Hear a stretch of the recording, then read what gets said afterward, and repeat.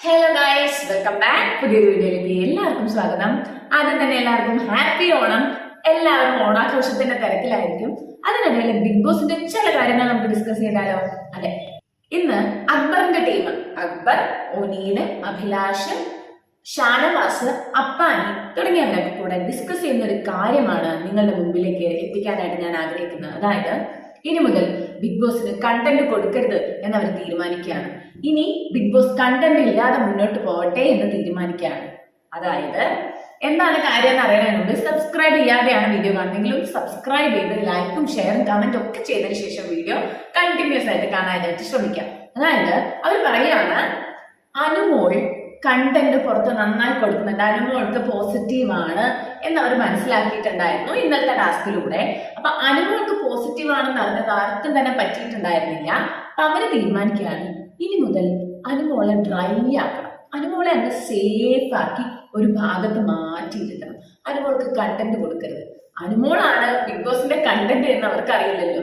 അപ്പൊ അനുമോള് എന്ത് ചെയ്താലും അങ്ങ് ഒഴിവാക്കി വിട്ട് സേഫ് സോണിൽ അനുമോളെ നിർത്തി കഴിഞ്ഞാൽ അനുമോള് പിന്നെ അങ്ങ് കേറില്ല. അപ്പൊ അനുമോൾക്ക് പുറത്ത് പോസിറ്റീവ് ആവില്ല, അനുമോള് മെല്ലെ മെല്ലെ മാഞ്ഞു തുടങ്ങും.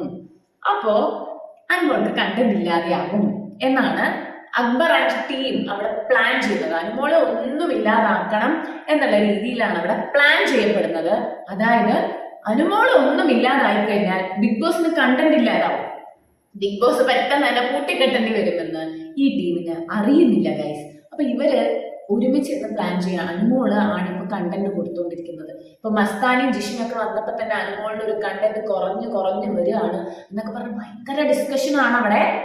അതിനിടയ്ക്ക് ഇവിടെ ഡിസ്കസ് ചെയ്തുകൊണ്ടിരിക്കുന്നതിനിടയ്ക്ക് അനുമോളുടെ ഒരു കണ്ടന്റ് പുറത്തു പോയിക്കൊണ്ടിരിക്കുന്നുണ്ട്.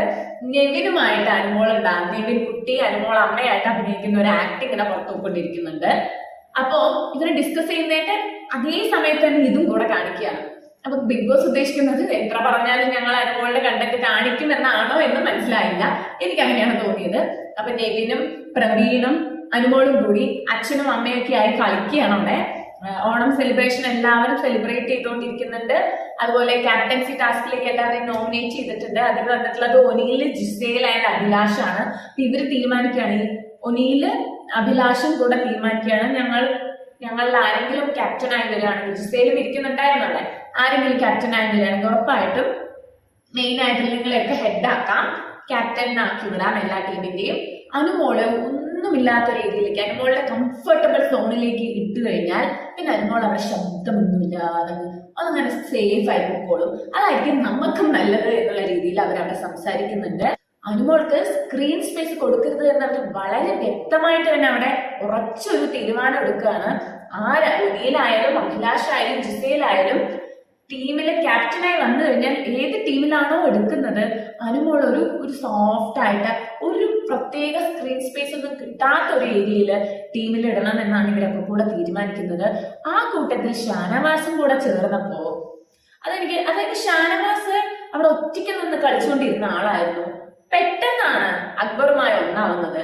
അങ്ങനെ ഒനിയിലും അഭിലാഷും എല്ലാം കൂടെ ആ ടീമിലേക്ക് ഒന്ന് ജോയിൻ ചെയ്ത് അതൊരു വലിയ ടീമായി പ്രഖ്യാപിക്കപ്പെടുകയാണ്. അതുപോലെ നെവിൻ, ഒരുമിച്ചിരുന്ന് ജിസേലിന്റെ കൂടെ കളിച്ചുകൊണ്ടിരുന്ന നെവിൻ ഇപ്പോ അനുമോളുടെ കൂടെയാണ്. അനുമോള് പുറത്തിറങ്ങിയില്ലെങ്കിൽ ഞാൻ ഇവിടുന്ന് ഓടിപ്പോകുന്ന പറഞ്ഞ് ഓടിപ്പോയ ആളാണ്.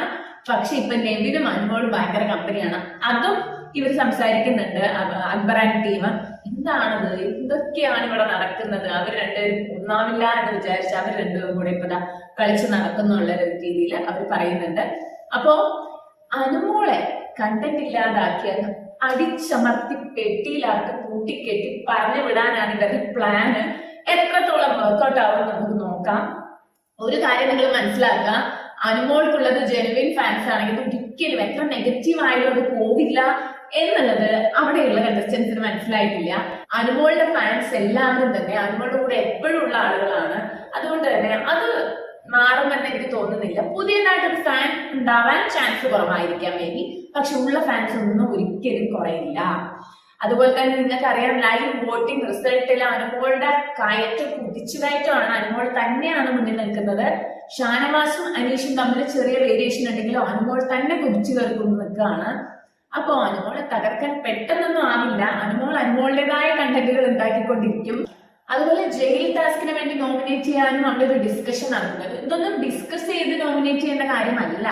ഈ ടീം അത് മുഴുവൻ ഡിസ്കസ് ചെയ്ത് ഇന്ന ആളെ ജയിലിലിടണം എന്നാണ് എന്റെ ആഗ്രഹം, ഇന്ന ആളെയാണ് ഞാൻ ഉദ്ദേശിക്കുന്നത് എന്നൊക്കെ പറഞ്ഞാൽ അവിടെ അതിനും ഒരു ഡിസ്കഷൻ. ഈ പാവാട ടീമിന്റെ വലിപ്പം കൂടി കൂടി കൂടി കൂടി അതൊരു സാരി ടീമായി പോകുമോ എന്നുള്ളൊരു സംശയമുണ്ട്.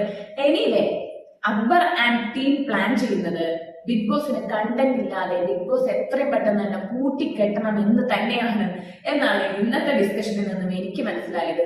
നിങ്ങൾക്ക് എന്ത് തോന്നുന്നു? ഇന്നത്തെ ഓണം സെലിബ്രേഷൻ ഒക്കെ അടിച്ചു പൊളിക്കാം. അപ്പൊ പുതിയൊരു വീഡിയോയുമായി പിന്നെ കാണാം. Bye bye.